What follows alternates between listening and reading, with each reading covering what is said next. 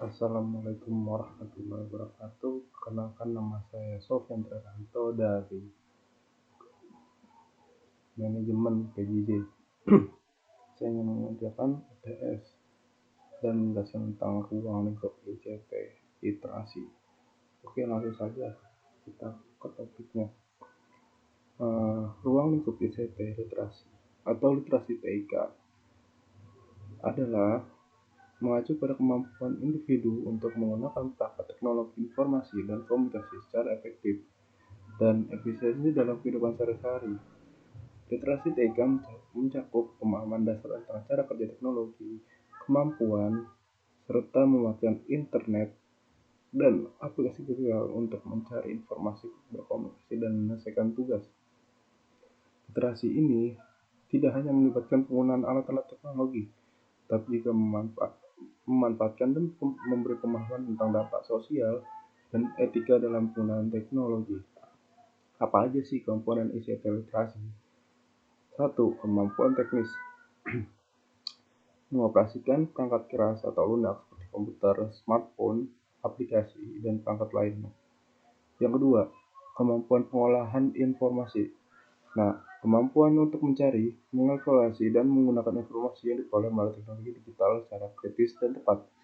Yang ketiga, kemampuan komunikasi. Menggunakan platform digital untuk berkomunikasi dengan orang lain, baik itu melalui email, media sosial, aplikasi pesan, atau konferensi video. Yang keempat, kemampuan keamanan digital. Memahami bagaimana melindungi data pribadi dan menghindari potensi ancaman cyber. Yang kelima, etika digital. Menggunakan teknologi dengan bijak, menghargai hak cipta, serta menghormati privasi orang lain. Masuk ke penerapan TIK di masyarakat. Penerapan TIK dalam masyarakat telah mengubah cara hidup dan berinteraksi, baik dalam aspek sosial, ekonomi, maupun budaya. Teknologi tidak hanya digunakan untuk berkomunikasi, tetapi juga untuk meningkatkan kualitas hidup, efisiensi kerja, serta akses informasi. Yang pertama, pendidikan. Pembelajaran jarak jauh atau e-learning memungkinkan pembelajaran jarak jauh melalui platform digital seperti Moodle, Google Classroom, dan Zoom. Hal ini memungkinkan siswa dan mahasiswa mengakses materi pendidikan tanpa terbatas oleh lokasi dan waktu. Yang kedua, akses ke informasi. Sumber daya pendidikan yang luas tersedia melalui internet, termasuk tutorial online, video pembelajaran, dan jurnal digital.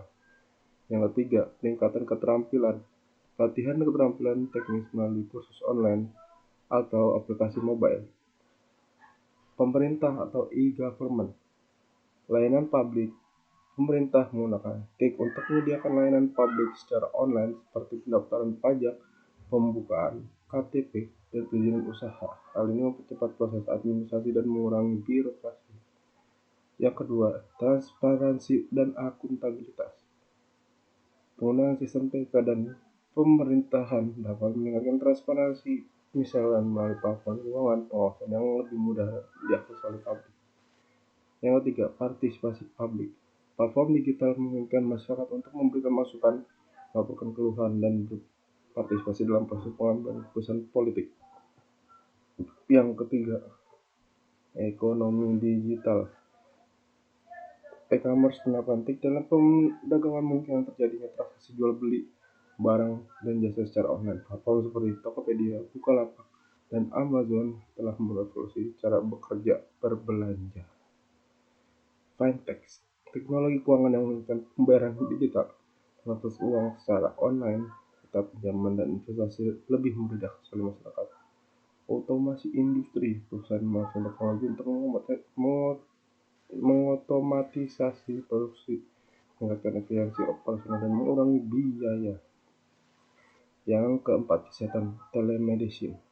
Konsultasi kesehatan online. Penerapan memungkinkan pasien untuk berkonsultasi dengan dokter secara online melalui aplikasi telemedicine seperti Halodoc dan Alodokter. Sekarang masuk ke penerapan TIK di berbagai sektor. Sektor pendidikan. TIK memungkinkan untuk mengembangkan kurikulum yang lebih fleksibel dan dapat diakses siswa. di berbagai wilayah. Platform belajar digital memungkinkan siswa untuk mengakses materi pengajaran di seluruh dunia tanpa batas geografis. Aplikasinya seperti Duolingo, Khan Academy, dan Coursera menjadi bagian melakukan TIK dalam pendidikan. Yang kedua,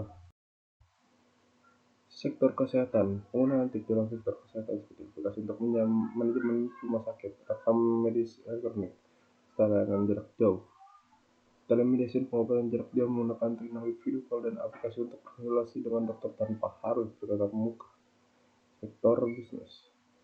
Banyak bisnis mengadaptasi TIK untuk meningkatkan efisiensi operasional mereka menggunakan perangkat lunak manajemen keuangan, CRM, Customer Relationship Management, dan ERP, Enterprise Resource Planning, memungkinkan perusahaan untuk mengelola sumber daya yang lebih baik. Balik ke sektor bisnis, pemasaran digital, media sosial dan pemasaran digital memungkinkan bisnis menjangkau pasar yang lebih luas dan segmentasi. Yang keempat, sektor pemerintahan. Pemerintahan melalui sistem TIK dan layanan publik secara lebih efisien dan transparan. Layanan publik online seperti e-filing, pajak, dan e-payment semakin berkembang. Pemerintah menggunakan platform digital untuk memberikan informasi pengajuan izin dan pelayanan administrasi. Yang kelima, sektor transportasi dan logistik.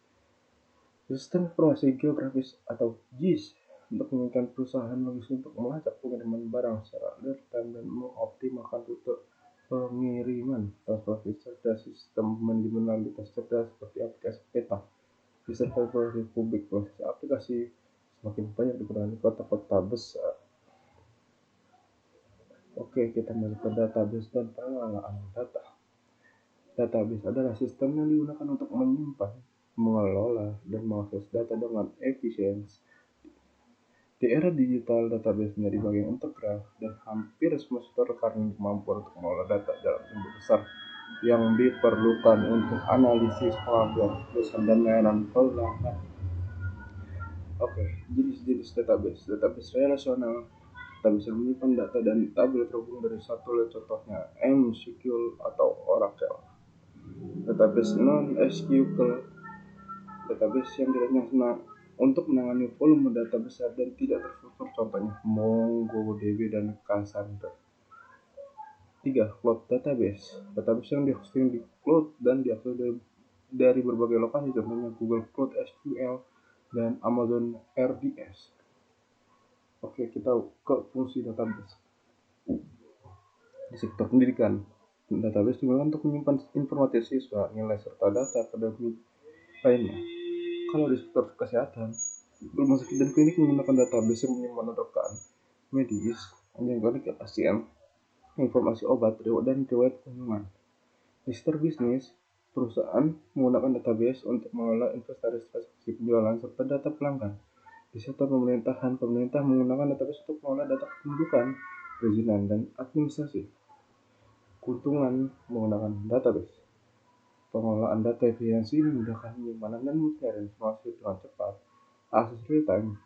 Data dapat diakses secara real-time dan berbagai pihak kepentingan. Karena dengan database yang terkelola dengan baik, data disimpan secara aman dan terlindungi. Oke, cukup sekian presentasi tentang ruang lingkup ICT, literasi atau TIK. Cukup sekian, terima kasih.